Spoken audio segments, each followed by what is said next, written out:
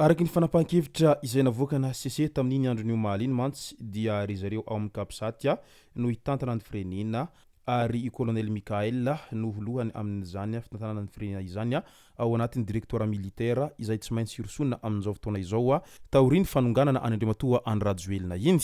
Ka ny pitsopitsony mahakasika an'izay ny fakafakena amintsika atao anatin'ity vidéo ity ka manatsatsika rehetra anaraka an'ity vidéo ity hatramin'ny farany. Azadino ny milaiky ny vidéo antsika ary tsarovy hatrany ny miabone amin'ny chaîne antsika mba ahafahanareo manaraka tsy tapaka ny vidéo zay lefa nahita isan'andro. Tsy ampendrela mo isika fa avy hatrany tonga de vavany ndao ary.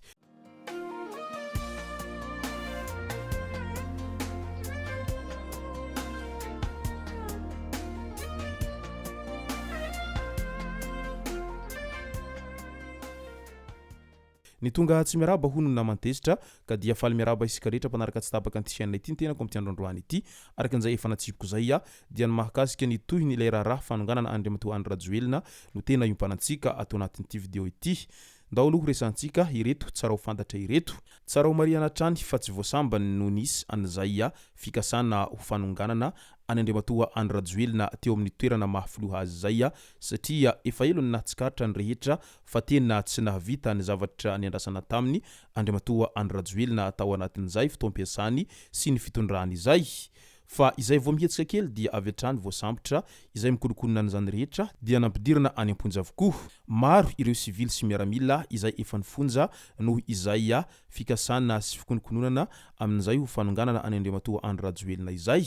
Ary ny mahagaga taminy dia vao mihetsika kely dia ino ara fa henony sahady noho izay fisian'ireo olona izay manaramaso sy misolelaka mafy tamin'ny iny fitondrana izay nisy teo iny. Tsy azo fenina izany satria maro dia maro ireo izay misolelaka na ireo samitafika aza dia misy ny misolelaka taminy ary na ireo mpitandro filaminana hafa aza dia maro amin'izy ireo no misolelaka amin'ny Andriamatoa Andrajoelina sy ireo rehetra miaradia aminy noho izay fitiavana kely sy fitiavam-bolona diso tafahoatra izay hany ka tsy mahatsapa sy tsy mahita izay tena maharary ny vahoaka izy ireo fa ny azy dia rehefa mahazo kely dia afapo izy ireny amin'izay solelaka izay ataon'izy ireo matetika izay. Fa io moa zany zavatra rehetra misy farany avokoa ary na iza miseho izy ho mafy dia tsy maintsy misy foana ny fotoana izay ahatratrarany be sy ny maro an'izay hoe point faible an'izay ka tonga eo amin'izay toerana tsy maintsy hifandaojana izay amin'izay dia izao fa niongana amin'izao ny fitondrana izay notarina Andriamatoa Andrajoelina sy ireo rehetra niaradia taminy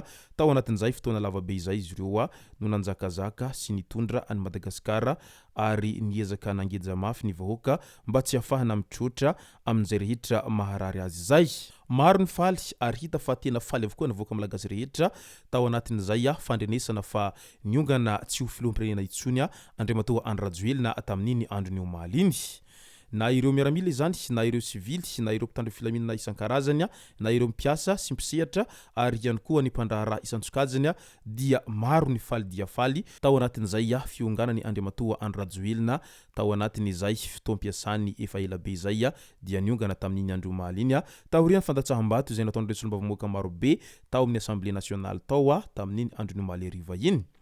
Taoriana zay fanonganana azy izay dia nanatitra ny taratasy teny amin'ny HCCM ireo solombavamboaka maro be ireo mba ho marika an'izay hoe fanonganana any Andriamatoa filoha Andrajoelina tsy ho filohan'ny Repoblikan'i Madagasikara intsony izay. Tsy niandrela akory ny HCC fa avy hatrany dia nandray ny andraikiny ary nandray ny fanapahan-keviny mahakasika an'izay fanaterana ny taratasy ho fanonganana any Andriamatoa Andrajoelina tsy ho filoham-pirenena ny Madagasikara intsony izay. Araky ny tatitra izay voaray hatrany nambaran'ireo avy eo anivon'ny HCC dia nomen'izy ireo ny miaramila ny fitondrana ny Firenena taorian'izay ary colonel Mikael no isan'ny lohany hitondra ao anatin'izany rehetra izany.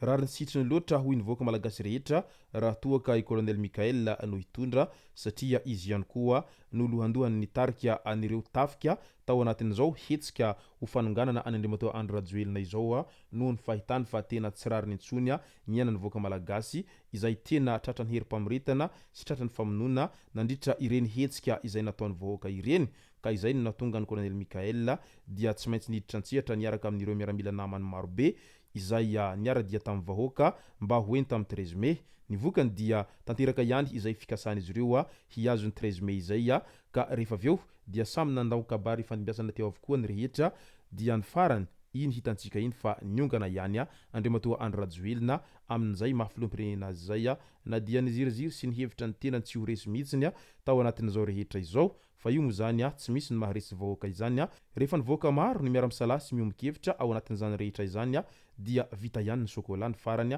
arakin'izay fomba fiteny izay niongan'Andriamatoa Andrajoelina fiadina iombonana ho an'ny fanavaozana ho izy ireo hatrany atsahatra ny asany reto androm-panjakana ireto ny ACC, CENI, HSJ, HCDDD manoho ny asany kosa ny teny miram-pirenena araky ny volazan'izy ireo hatrany maharitra 2 taona raha ela indrindra ny vanim-potoana anaovana ny fanavaozana ka ao anatin'izany no tanterahana ny fitsapan-kevim-bahoaka ametrahana ny lalam-pandroenana vaovao sy fifidianana hametrahana miandalana ireo androm-panjakana vaovao raisinay ny fahefana ho ireo miaramila izay nanao fanambarana teo amin'ny lampany Ambohitsiroatra tamin'iny andro ny omaly tolakandro iny hitady prime ministra ekeny rehetra izahay ho izy ireo indrindra fa eken'ireo tanora ireo hoy colonel Randrianirina raha nanontaniany mpanao gazety vahiny tamin'iny omaly ery vahiny no mafisy ny ACC ihany fa i colonel Randrianirina no mitondra ny Firenena manomboka izao